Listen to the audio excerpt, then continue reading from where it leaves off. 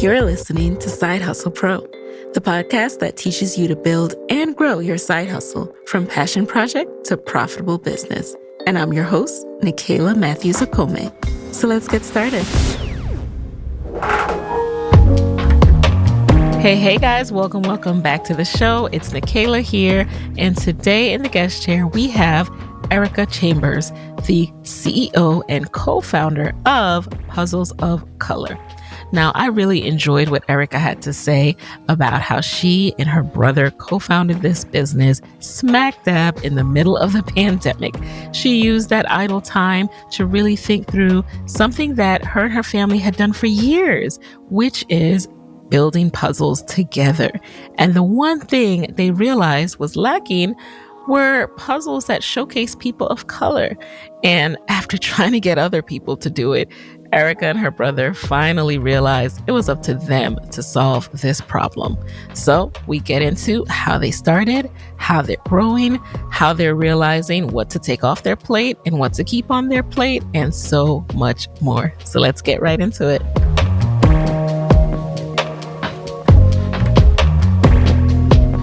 Welcome to the guest chair, Ericka. So happy to have you. Thank you. I'm glad to be here. Yes. So for those of you who don't know, Ericka, can you share a little bit more about, who you are, what you currently do, and what your business is? Sure, absolutely. I am Ericka Chambers. My business is Puzzles of Color, and we actually work with artists of color exclusively to license their pieces and turn them into puzzles. So we have anything from some smaller, like 60-piece puzzles, all the way up to 1,000-piece puzzles, with the majority of our puzzles being 500 and 1,000-piece. But yeah, it's a family-run business. My brother and I are in the daily grind of also very involved parents that are also really help with the business as well. But yeah, we have been in business since July of 2020. So we are a pandemic baby. Wow. So you are obviously a side hustler. Now tell me, was this your first experience with side hustling, or have you started other side businesses before? This is my first experience. My brother is a lot more adventurous as far as has always wanted to have his own business. He's had several throughout his lifetime. Okay. But I've always thought about being an entrepreneur but never actually done it. So this is my first official step in that world, and this is my first time. Oh, cool. So why Puzzles of Color? How did this come to be? And where did the inspiration come from? We actually grew up doing puzzles as a family since we were very, very young, like elementary school age. My mom always made sure that we had a puzzle to do to keep us entertained during the winter break. She's a lawyer, so she's like, I don't have time to keep up with you kids. You're out of school, but I still have to work. And so it was something that she gave us as a way to keep us entertained and to keep us out of her hair, basically. And we just really, enjoyed it and glommed onto it. For years, we did the same puzzle over and over, and then every year we just got excited about what puzzle are we going to buy this year? Are we going to do 1,000 pieces? We're going to do 1,500. We just kept growing and growing and growing. Yeah.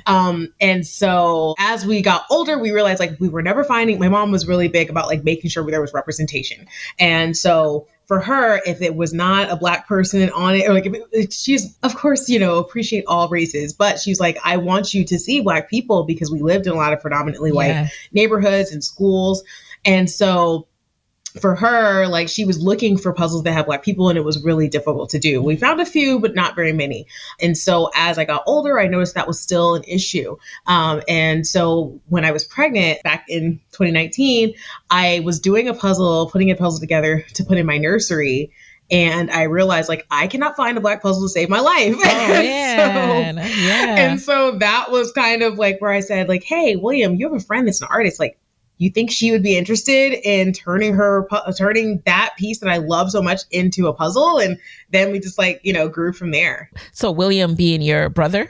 Yes. Okay. So at that time, did you think it would become a business, or were you just thinking, I want to commission this one time puzzle artwork? Well, the idea was a one-time thing. And I specifically said, hey, you should tell Kwanzaa, this, which is the artist, you should tell her to make puzzles. And like, that was like lobbying it over to somebody else. Always trying to give somebody else a business. You should make this for me. Yeah. Exactly. But then my brother, of course, with his entrepreneur history and experience was like, oh, that's a great business idea. Like, we should do this. And then, from there, we started like looking at other artists, looking at the manufacturing, like really trying to get all the details so that we could, turn it into a business. But I will say we definitely have grown much faster than we ever anticipated. That's what happens when you hit on a need, Very true.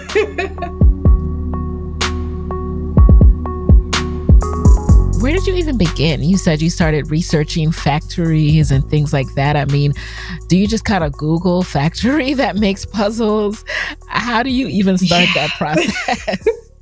I tell you, that is the hardest part. That was a very hard part. Like, just like figuring out how do puzzles get made. And so we looked up different companies and we were trying to figure out like, well, how can we make this happen? And a lot of the companies that we reached out to, just based on like the quantities that we were like, we don't know what the audience is. So we're like, can we order 50, and they were like, oh, that'll be $40 per puzzle or something crazy. Wow. Like the amounts were like stupid high. And we were like, that's not feasible. Like, we can't sell for that. So from there, we ended up I found a book that's called How to Start a Puzzle Business Like I Did, or something like that. What? It's literally, there's a book for everything. Long sentence. Yeah. Yes. And so a person who had a similar experience of trying to find, how to make a puzzle, ended up saying like, hey, I did all the research, so you don't have to. And so I read the book like literally overnight, and we had like, it was Juneteenth, was like everybody, all my family was off work. So we like went up my mom's house, had a barbecue, and I was like, okay, I read the book. This is what we need. And we started to like search for like a roller die machine and like the kind of board you need and like a company that can print and mount and all this stuff. That's amazing. That is amazing. And what I love about that story too is the fact that it's Juneteenth and you're like, all right, guys, here is how we are going to start this family business. Like how symbolic is that on that date? So now these pieces start coming together, but you work full time. So how does your experience and what you do full-time, if at all, how does that help with you starting a business and applying that to your own business? Well, that is one thing that's beautiful about, being in a family business is that my brother and I are very complimentary of each other. So he is a creative, like he works with all of the artists and like binds the pieces. And he used to work in printing, for a printing company. He's a graphic designer. He did our logo. And so he has that knowledge and that experience. And then on my end, I actually went to school for event management. But I ended up in the corporate world doing project management and process management. Okay. And so I had like that very organized experience. I knew like, how do we get this project done? Like if we say we want a collection by this day, what are the steps to get to that point? And so I kind of handle like the business side of like making sure we get our goals, and he handles like the creative side. That project management experience. I mean, that alone, that just comes in handy. So, and I mean, your hospitality experience, I'm sure too, just dealing with different personality types, which like I can kind of tell 100%. The hospitality background, but okay, I really love that. So now you guys are starting things up. Besides like getting the materials and the physical aspect of the business together, what are some things you started to consider about, what you really need if you're going to make this a serious business, a long-term thing? Like, what are some ducks that you started to get into a row? Well, of course, just the general stuff of like licensing your business. Like William, when we had a lot of different company names in our head, and he was like Googling them all, like, okay, since this already exists, like, we need to go ahead and get the name registered, all of that kind of stuff, like that generic, just every business needs to have. And when you say registered, you mean get your trademark for it? Yeah, well, not the trademark. We actually didn't apply for that for a while, but like getting registered with the state and getting your name, yes. It's good. license Yeah, with I just that. wanted to clarify that because, and I Yes. like that you talk about doing it later because a lot of people get really hung up on, oh, I got to trademark this and all this other stuff. And, that Yeah. can come later as long as your name's not taken, and you register it and you Yes. start putting it in use. Not legal advice, y'all. Disclaimer, not Yeah. legal advice.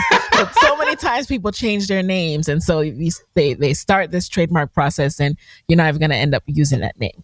So you 100%. get your And business. we changed our name over time. So you did? Okay. Yeah. We were going to be Puzzles by Us or something like that. I don't remember. And we had registered, like not registered, but like we had like created a Facebook page and I think we did register it with the state. But then over time, like I was up in the middle of the night breastfeeding and was like, you know what, like if we really are talking about like we're working with artists of color, we're wanting to uplift and show representation, like why not Puzzles of Color to play on like people of color. And so from there, we decided to change everything, change up our name and change how we branded like our color scheme and everything. So it kind of grew. I love the name. And I'm almost like, wow, that wasn't taken. Like that is just so I like straightforward names. Like I'm that person that I love a straightforward name because it just makes branding so much easier. It just makes like marketing so much easier. Like, yes, you still have to put dollars behind ads and things like that. But when people see the ads, they know what you are. They don't have to take 10 more seconds to try to figure out what your business is. That was the plan. Yeah.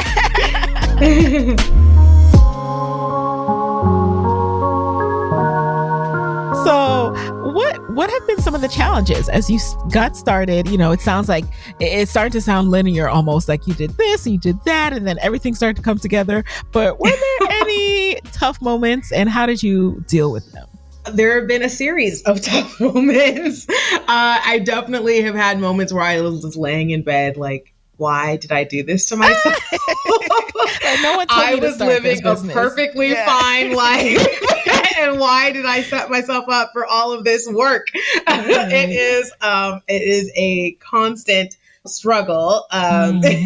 We were very fortunate in that my mother just knows people. She actually went to high school with a person who's actually a local CBS newscaster. And so she said, hey, we're starting this business and you really should cover us. And he decided to cover us. And then from there, we got national news coverage and we were on CBS This Morning and a few other shows, which was fantastic. However, that was literally, I think we had started selling in October and they put us on the news in January. Okay. And so there was a significant, a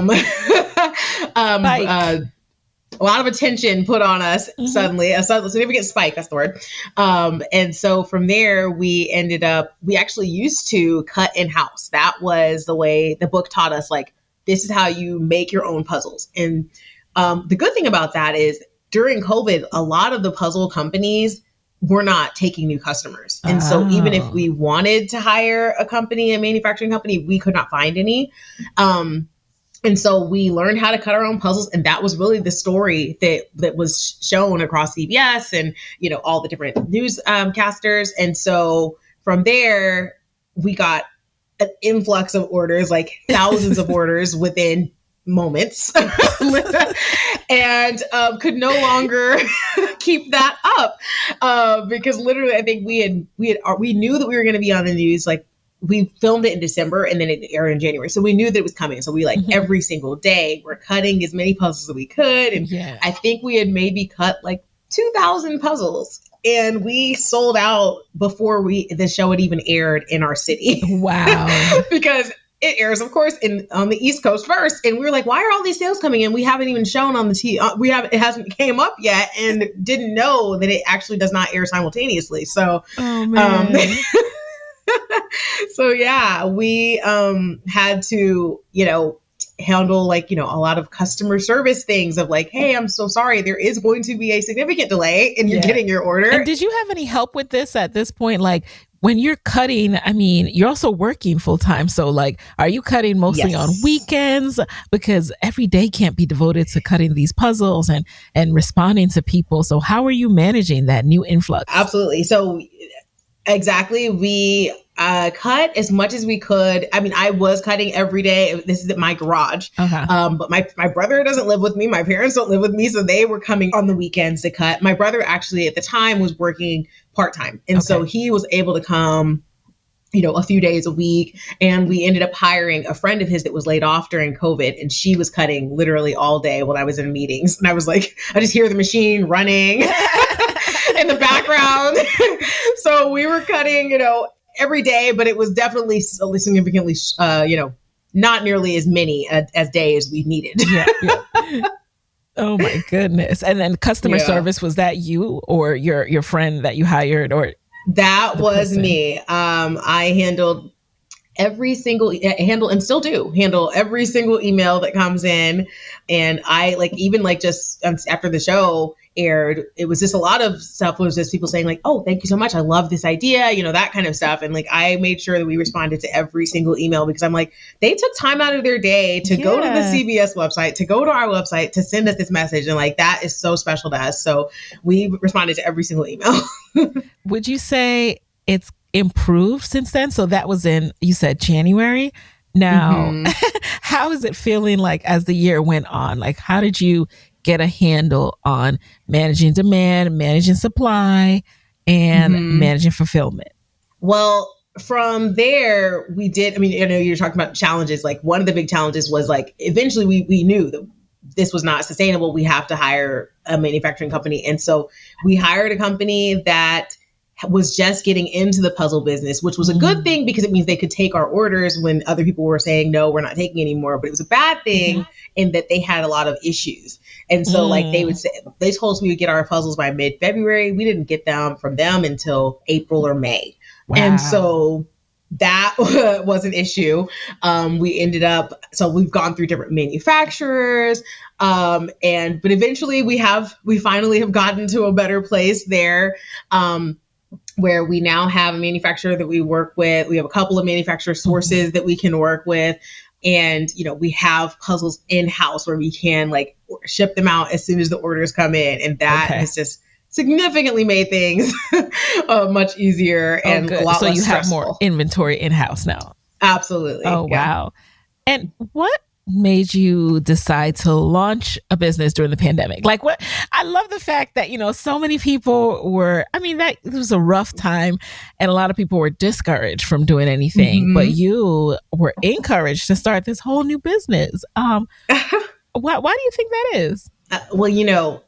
This podcast is about side hustle. For me, it was actually the thing that really made the decision for me was after I got back from maternity leave, because we had the idea in 2019. Yeah.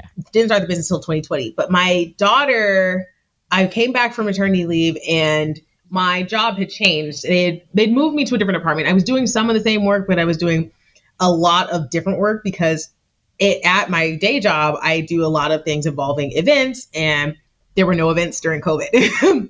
And so with that, I was like, I am just not in my passion.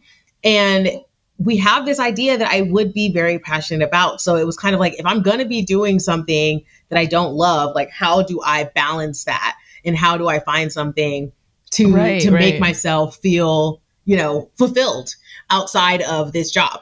And so that was kind of the reason why we started during the pandemic, and also just like, hey, we're not doing anything on the weekends. We're not going out, So we can afford to start this business. And it worked out well for us because like we had like our, little COVID bubble, like where we saw each other. We didn't ever have like that feeling of isolation that so many people were having.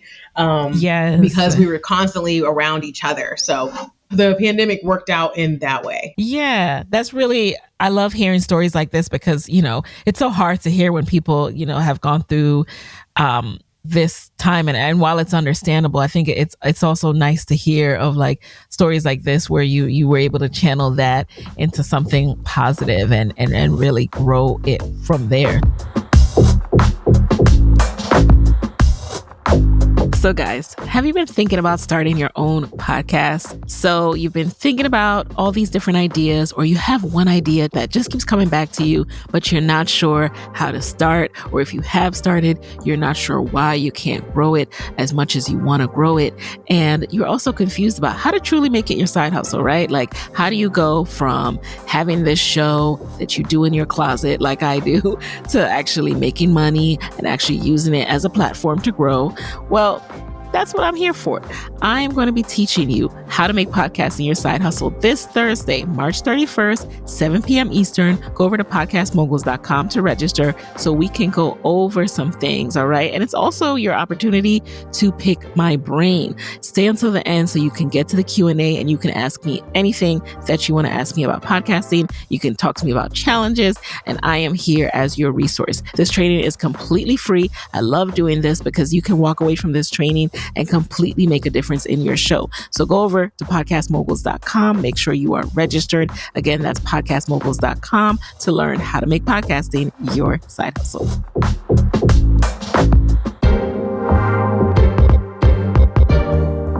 What about upfront costs in terms of, a lot of times people invest a lot of money on the upfront side into their materials and their supply, all the cost of goods, and they don't see that profit for a while. What's been your experience with Puzzles of Color?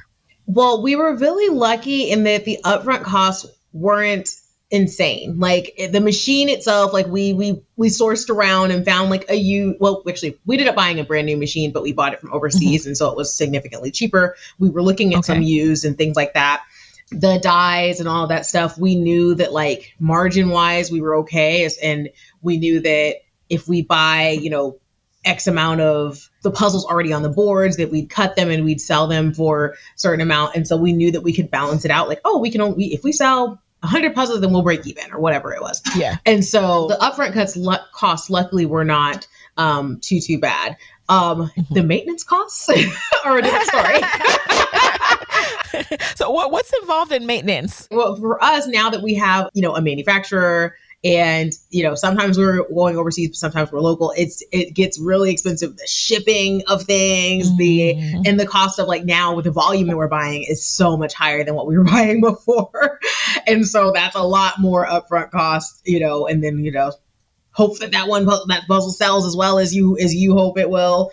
And so that part, it's like, this is a pretty expensive to keep up, but yes, but it takes money to make money. I guess that's what they say. It takes money to make money. Are you having to like pour almost all of it back into like the next big batch order, or you're able to retain some of that to hire more to pay yourselves? Like how has it been? Because it's less than 2 years old. Yeah. So we did not pay ourselves we paid ourselves, I think, no, we didn't. I was going to say we paid ourselves the first year, but we didn't. We just started paying ourselves this year, in 2022.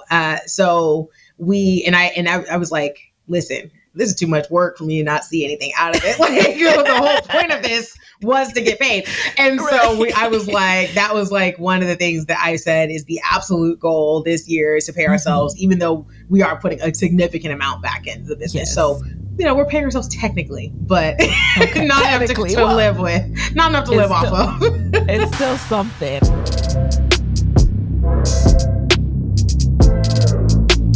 I like that you set that goal, and what did it take to achieve that goal in terms of product mix? I'm really curious because you touched on, I hope this puzzle sells. Mm-hmm. So are you doing any kind of consumer research first and trying to figure out what's the right amount of puzzles to have on the site? How can we test a puzzle before we go and invest in making a whole bunch? What's that process like? It's still very much a work in progress. We have done, like, I know one puzzle we have that just came out is called Sisters, and it was actually done by the same artist that did our puzzle that we did in the first collection called Black Boy Joy, and people were asking for that puzzle. They'd seen it on like the picture that our artist picture, it was in the background, and they were like, where is that? I want that one. Where is that behind her? And so we've had a few where it was like, okay, there's a demand for this, like Or, they may be like, oh, I see that you have a puzzle with a father and son. Can I get it? Where's the mom? That kind of thing. So we've had, some feedback as far as that is concerned. And we've been able to try to find something within that realm. But it is still it's also like, hey, we don't have this yet. Like, let's try a puzzle with this and see what happens. And then also knowing your demographics, like we know that like, we have a lot of female buyers. We know the age ranges that we're working with. And so from there, we kind of think of like, what is in the mindset of those consumers. Speaking of those consumers, now let's touch more on marketing. Now, I know I said that the name speaks for itself. It does, part of the work for you. But after the CBS story aired and, that dies down a little bit, how do you maintain the marketing? What are some things that you do to generate interest and awareness of your brand?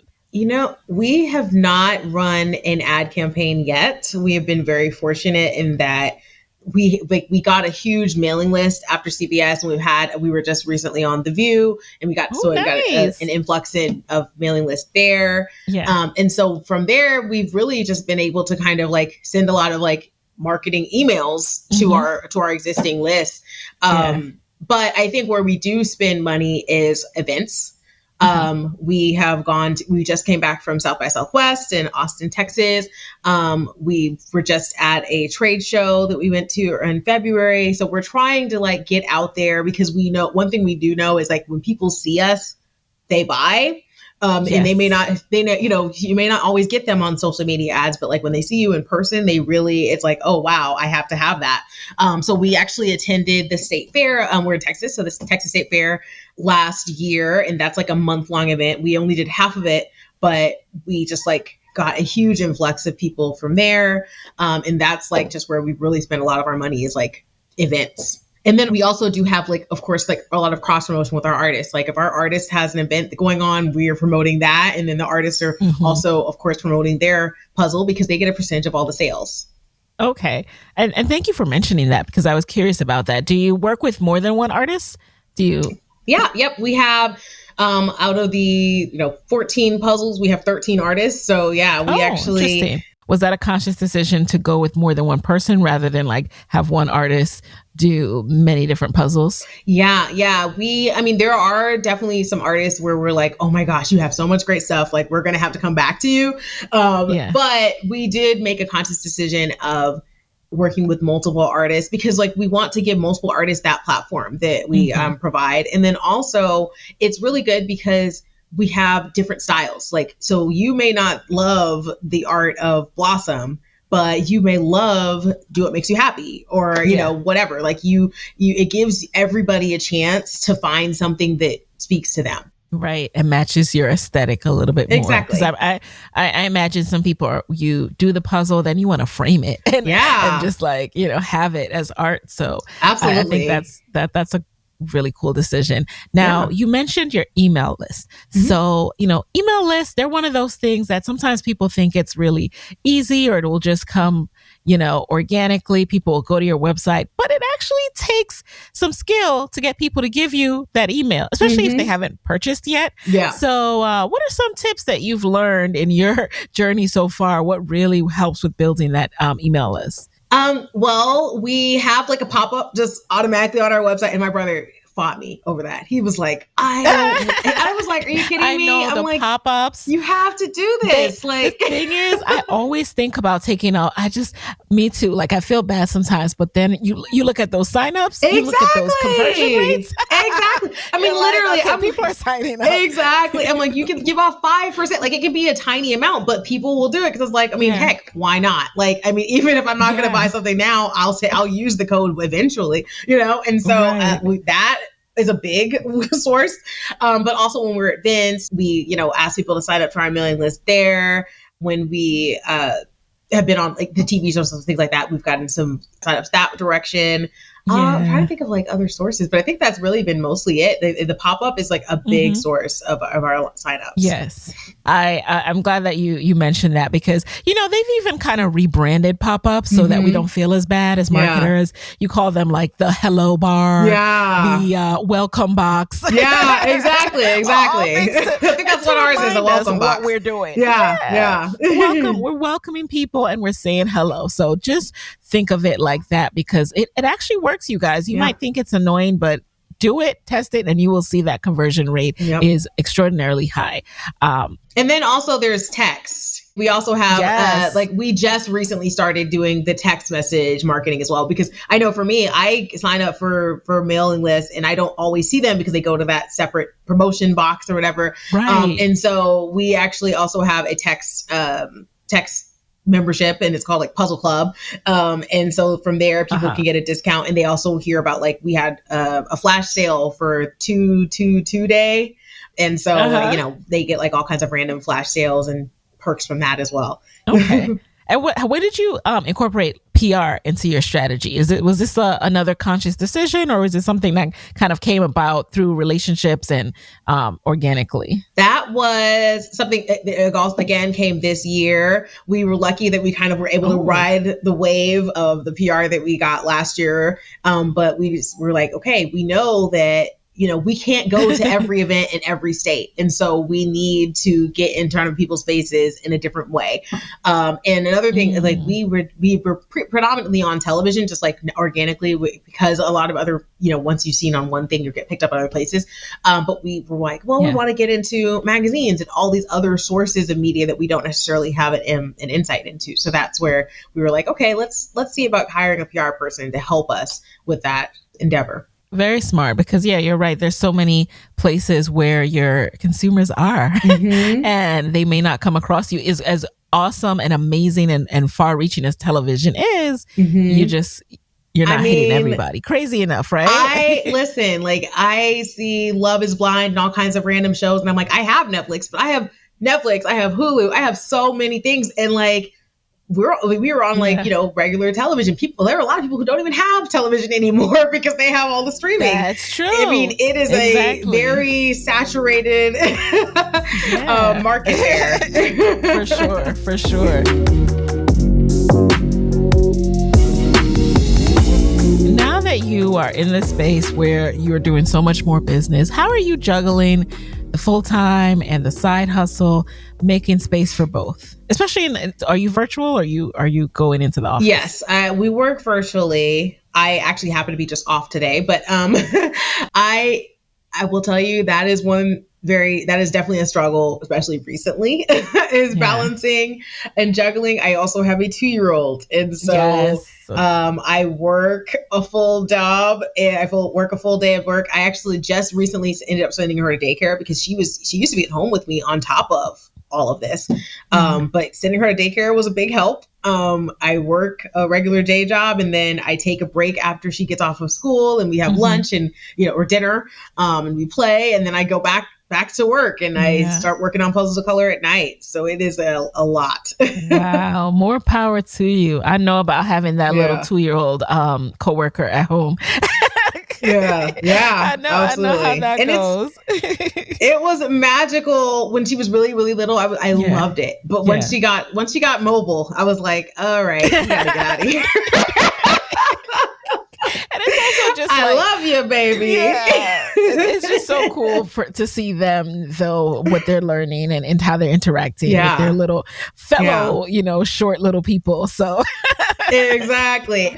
So before we get into the lightning round, I'd love to know a little bit more about how you guys are thinking about the business moving forward, like how you're thinking of how you want to expand it, or how do you want to maintain it in a way so that it allows you guys to not be so hands-on. Yeah. If you're starting to think through those things, like I'd love to hear how you guys are approaching it. Absolutely. Well, I will say we were very fortunate. Also, my dad is just retired fairly recently, like a few months ago. So he's able to really help take a little bit of the pressure off. And honestly, for us, because it is like such a family business and we're getting to spend so much time together, we have kept a lot of things that we didn't necessarily have to because it was just nice to all be together. So we have kept a lot of things that we don't necessarily have to. But one thing we are working on is actually we just started working with a company that can help us as far as like the retailers and getting into the retailer and managing that relationship, because that is one thing that I don't feel like I've been the best at, is keeping up the relationships once we've worked with them. And so we are just kind of thinking about like, what do we like to do and what do we not? Because either we pay ourselves or we pay somebody else, but it does have to get done. And so like my brother loves the graphic design. He likes to create. So what are the other things that you're doing? And let's get those off of your plate. And same thing for me. I just hired somebody to handle our taxes because I cannot do it anymore. And so like, you know, kind of trying to figure out like, list all those things. And what do you like to keep? What do you want to keep? And then what do you not like? And that's kind of been our approach. Yes. And the good thing with listing too is that you start to kind of write down what people need to help you with. Because when it's all in your head and you're just like, I just want a social media person, or I just want to, you know, this person to do this, is like, well, what does that entail? What does that look like? How many hours does that require? Exactly. And then you realize, you don't even realize how much you're doing because you're just so busy doing it. And so like, definitely it's like, oh man, and it comes easily a lot of time on that stuff. And that's not the best use of my time. And so really that's been like the way we've kind of established like, okay, I'm spending way too much time over here. I need to be doing this. Let's list it out and start knocking them out. Yep. All right, so we're going to jump into a quick lightning round. You just answer the very first thing that comes to mind. Are you ready? Okay. Number one, what is a resource that has helped you in your business that you can share with the Side Hustle Pro audience? I mean, the first thing that comes to mind is the list. Like of course I have a puzzle company. I am a very analog person. And so I write things down. I can do a list on the computer, but it's not as effective for me as writing it down. So that is a resource that I use in a notepad. Is having a planner. Every year I buy a planner. Okay. Number two, what's been the best business book or podcast episode or content that you use to feed your mind that you've consumed this year? Very much podcast. I wish I had time to read. But I am like so swamped. So I definitely listen to a lot of podcasts, including yours. So I'm really excited to be here. Thank you. I also listen to, there's a podcast called CEO School that I listen to. Like I listen to a lot of like the podcast about mom entrepreneurs, because I feel like it's another level when you have a little one and a business and all those things that you have to balance. So those kind of, things that can help me to learn while I'm multitasking are really helpful. Number three, what is a non-negotiable part of your morning or day routine? Dropping my child off at daycare. No, that's right. I'm telling you, the day, like she's had like sniffles lately, and I'm like, knock that out. Get some Benadryl. You gotta go. Oh man, and I really, I hear you. Okay. And I'm lucky because my dad is retired. I'm lucky that like if she really cannot go to daycare, I'm like, Dad, I need you to come pick her up. Like I'll come over, I'll come to you, whatever. Our son is with his grandparents right now. Shout out to the grandparents. That's why we moved back to New York. 100%. Like he's not in daycare yet for a little bit while longer. So yeah, it's totally grandma, grandpa daycare. So shout out and thankful to them. So I couldn't do this episode with you. My Papa Shark is what my baby calls him, is Papa Shark. Yes, Papa let's go visit Papa Shark. Number four. Now, what is a personal habit that you think has contributed to your success? I think the list, honestly, is a big thing. And the fact that I already am like a fairly organized person, that just helps. There's so many things that you have to do as an entrepreneur. And so like getting that stuff in order for yourself so that you can attack them is key.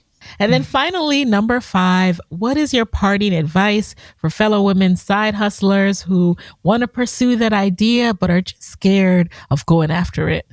Oh, I mean, I think definitely look at the marketplace. And if Mm-hmm. if it's a problem for you, it's probably a problem for somebody else. Like, I mean, there are so many things that you think that you're just the only one. Like, we didn't Yeah. know that anybody else was looking for puzzles by Black people or puzzles by, Yes. and we kind of just jumped out on faith, but like the response has been amazing. So I think like trust your gut is a big Yep. thing and that we've had to do. And it's really guided us well. All right. So where can people connect with Puzzles of Color after this episode? Where can we get our puzzles? Sure, absolutely. We are puzzlesofcolor.com and at Puzzles of Color on Instagram, Facebook, Twitter, LinkedIn, all of the above, TikTok. And then also we have a podcast where we interview our artists and we get like some feedback from them as far as like their creative process and the things that inspire and motivate them. So feel free to look for Vibing With on wherever you get your podcasts. Yeah. I will link to that, you guys. All right. Well, Ericka, thank you so much for being in the guest chair. I'm so excited to have you here. I can't wait for everyone to listen. And you guys, there you have it. I'll talk to you next week. Thank you.